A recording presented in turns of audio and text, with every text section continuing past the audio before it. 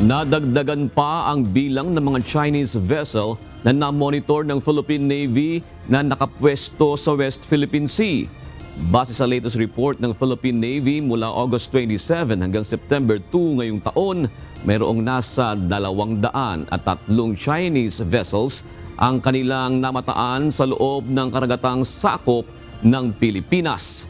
Ibig sabihin, nadagdagan pa ng nasa 40 ang mga barko ng China na nasa loob ng ating teritoryo kung ikukumpara sa datos noong nakaraang linggo. Ayon sa Philippine Navy, karamihan sa kanilang mga na-monitor ay nakapwesto sa Sabina Shoal na umaabot sa 71. 53 barko naman ang nasa Pagasa Island, habang ang iba naman ay nasa Ayungin Shoal, Bajo de Masinloc at Iroquois Reef. Sa Sabina Shoal, nakaistasyon ng BRP Teresa Magbanwa ng Pilipinas na binangga ng Chinese vessel noong nakaraang linggo.